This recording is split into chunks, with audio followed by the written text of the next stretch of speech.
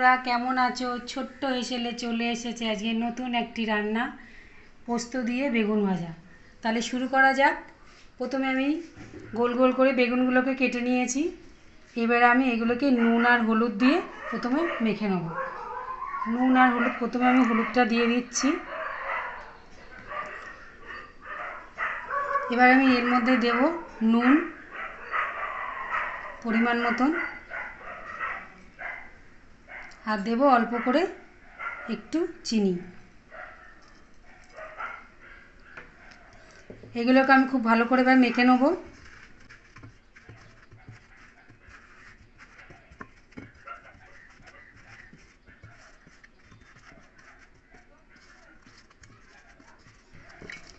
এবারে আমি এগুলোকে পাশে রেখে এবারে আমি প্রথমে আমি একটু নেব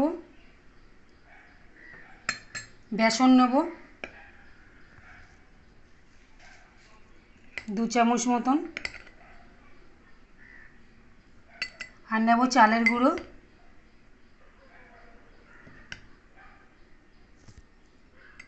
এর মধ্যে আমি একটু নুন দেব। এবারে আমি দেব এর মধ্যে লঙ্কার গুঁড়ো আর হলুদ।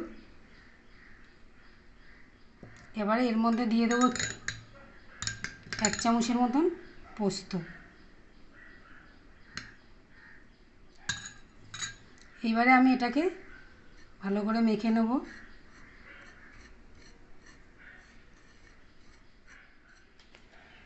এবারে আমি একটা করে বেগুন এই মিশ্রণের মধ্যে এইভাবে করে মাখিয়ে নেব।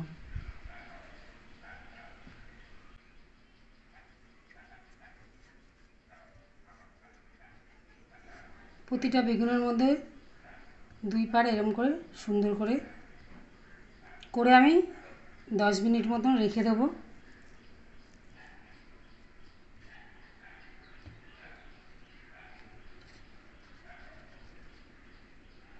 হয়ে গেছে আমার এই বেগুনগুলোকে মাখানো। এবার আমি গ্যাসটা জ্বেলে দেবো।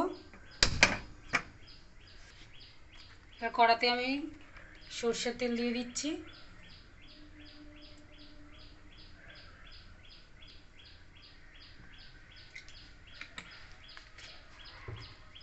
এর মধ্যে আমি একটা শুকনো লঙ্কা দেবো।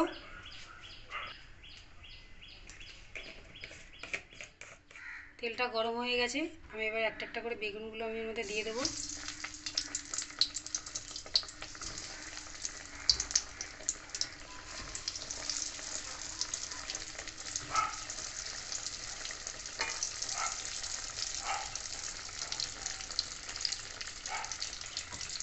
আমি এবার এটাকে ঢাকনা দিয়ে একটুখানি আটকে দেবো একটু সময়ের জন্য। এবার আমি ঢাকনাটা একটু খুলে দেখব। এবার আমার হয়ে গেছে একদিক, আর একদিকে উল্টিয়ে দেবো।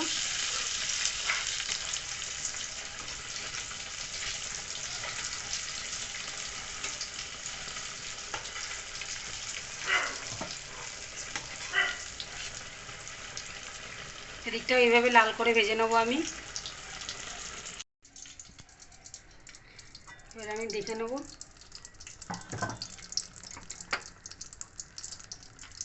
হয়ে গেছে, আমি এবারে এটাকে নামিয়ে নিচ্ছি। গ্যাসও বন্ধ করে দিচ্ছি।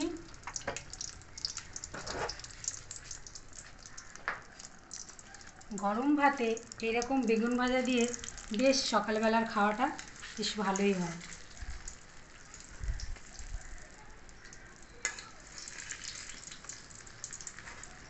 ছোট্ট হেসেলে বেগুন ভাজা কেমন লাগলো একবার বানিয়ে অবশ্যই বাড়িতে দেখবে, আর ভালো লাগলে জানাতে কিন্তু ভুলবে না। আবার আসবো নতুন রান্না নিয়ে। আজকে তবে এই